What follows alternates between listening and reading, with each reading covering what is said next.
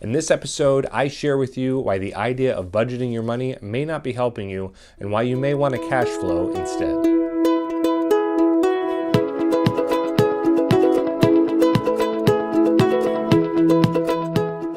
How's it going? Sean Williams with Sojourn Wealth Advisory, where my focus is helping families manage their resources for the opportunities ahead. Now, many of us know that we should budget our money, but unfortunately many of us don't, and there's different reasons for that. Some people feel like budgets can be too constraining, or that they spend too much time in hindsight, or that they're very tedious to keep up. Well, I want you to think about your money a little bit differently. Instead of a budget, I want you to think of your income, your goals and savings and giving, and your expenses, and think about how the money flows through them. So you determine where the money goes, hence a cash flow.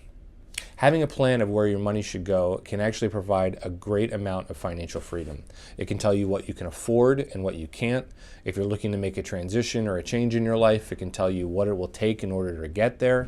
It can also help you give more financial confidence, as well as help limit financial stress. A cash flow plan should help be more anticipatory of what's going to happen rather than always reactionary. And so it can be a great help to help you maximize the efficiency and effectiveness of your dollars. So here are 5 steps for creating a cash flow plan. First, income. What is the dollar amount that actually hits the bank? You can look at gross income and deductions and taxes at a later time and go through all that detail. But right now, keeping it simple, what actually goes to the bank account, and what are you responsible for dispersing how you would see fit?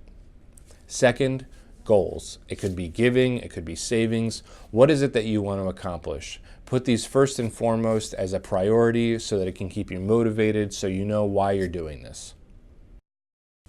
Third, expenses. Now, there's different ways you could go about doing this. One is you could take a small notebook like this that you can buy 3 for $1 at the dollar store, and you can write the date and the transaction type and the dollar amount that you spent, and you can log it for 30 days, look back and see what a typical month's worth of expenses look like for you and the different categories that you're spending money in.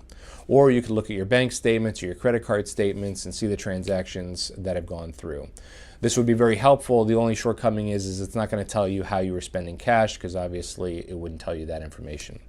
Now, if you're a financial planning client and you have access to the client portal, you can actually aggregate your checking or savings accounts as well as your credit card statements and aggregate the information for the transactions so that you can see what the categories are and what the dollar amounts are. And you can actually export it into an Excel spreadsheet through the great technological advances of copy and paste. Can construct a spending plan quite easily. So hopefully that's a great help to you.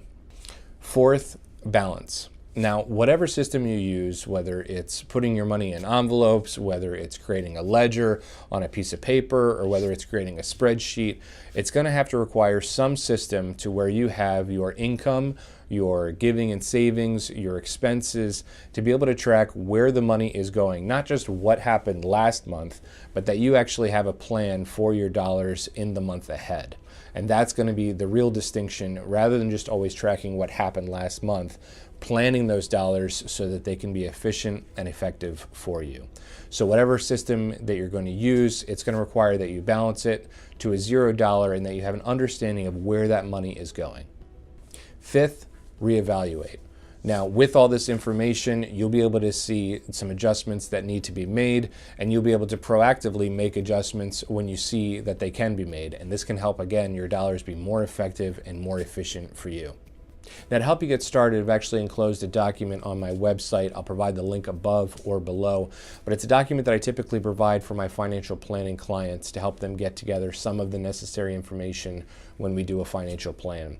So the second page is a cash flow statement. It has a list of expenses that are typical for families to see nowadays, and will hopefully bring some of those expenses to you to mind.